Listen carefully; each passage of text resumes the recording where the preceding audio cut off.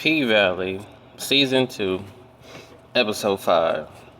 Now, if you kind of read the description, watched the trailer from last week, you knew this one was going to be all about Keyshawn slash Miss Mississippi. You already knew that. This was interesting. I like the fact Joseline Hernandez was in there. She comes in at the first part, at the beginning, and she plays herself. So that was pretty cool. She plays herself. She's introducing Miss Mississippi.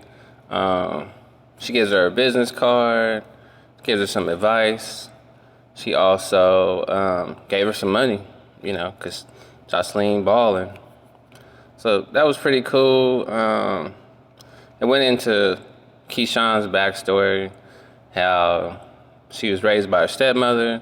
She was kind of like the ugly stepchild, but she really wasn't ugly, but she just didn't know it, like nobody gave her that attention growing up. So her backstory shows like how she's in this abusive relationship that she's in. That was pretty cool. Went back to high school, see how she met Derek. He was a cheerleader. She was trying out for the cheerleading team. Didn't make it. Her sister did. That was different. I guess it just showed something about, her not getting her way a lot in life. He ends up taking her to like the prom. They hook up and she gets pregnant and she gets kicked out the house. It showed, the racism in Mississippi, the blacks and the whites. Derek is from like a rich family.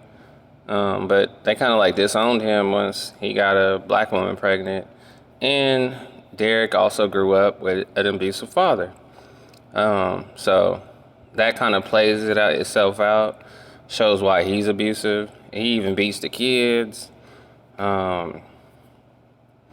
He became hurt people. So this season, like I said, it's totally different than the last season. This one really gets into the domestic violence. Just the sex scenes are way different. Season 2 is a lot different than season 1. It was different. Another thing I didn't see coming was the whole manager. I forgot what his name was. Rome, yeah. Rome tries to rape Keyshawn. It didn't work, obviously. And she tells Wody, and Wody laces him. They having a party, and he gives him some fentanyl, but he thinks it's cocaine. He kind of knew something was up. That's why he was like, hey, you hit it first, But he hits the other line, and then he leaves him to hit the fentanyl, and he dies right. He dies like slowly, but he dies.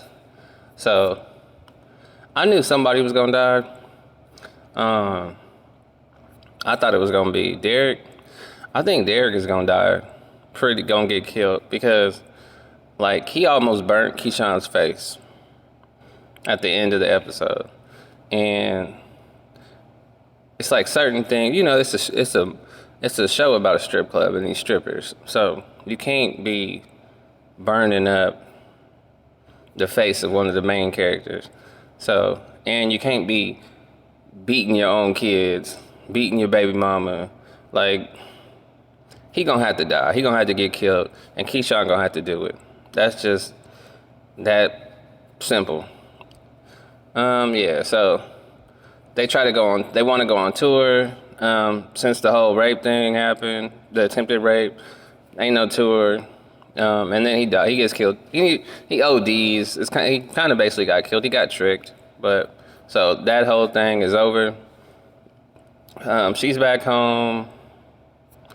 It's like I said, the whole episode was basically about Keyshawn. Joseline, she played a little quick role, but yeah, it basically sets it up to where nobody can save her. Uncle Cliff is kind of narrating the whole story. This one was, I didn't really like this episode, but it was still all right. It was cool. It was like learning the little backstories. Um, Not much was going on at the club. They didn't show really nothing about that. It was just Keyshawn and them on tour. He promised her like a wig deal that didn't work out, a shoe deal, like nothing was working out. Um, Come to find out, he was trying to hit that and get all the money. They did make a lot of money though. Like there was a scene that they made pretty good money, but Rome had his own plans. So I'm looking forward to the next season, next show. But this one to me, I don't really rate it that high. It showed a lot of trauma, domestic violence, and even rape in there. So that's kind of what that was about. Just why she accepts the abuse she is. And she was like, you could beat me, but you can't beat my kids. Like the fact that she's just willing to get beat. He was beating on her like as soon as they moved in together. As soon as he was choking her out while she was pregnant. So and then now she has 3 kids by him.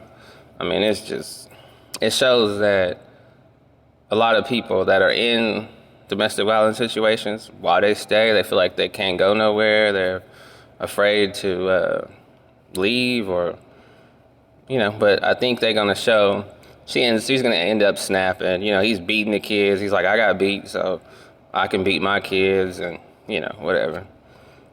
And that's kind of how it ends. Like he was about to mess her face up with the iron, and then he's still beating up on the kids, even though the kid had to go to the hospital.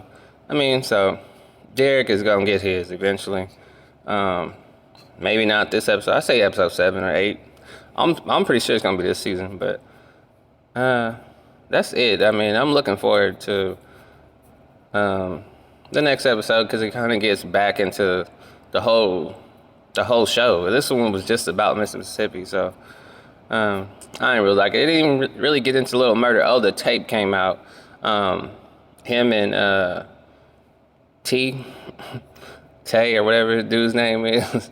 Rome had that filmed, but Rome is dead anyway, so it's gonna get out eventually. Like you said, that nigga's gay, yada yada.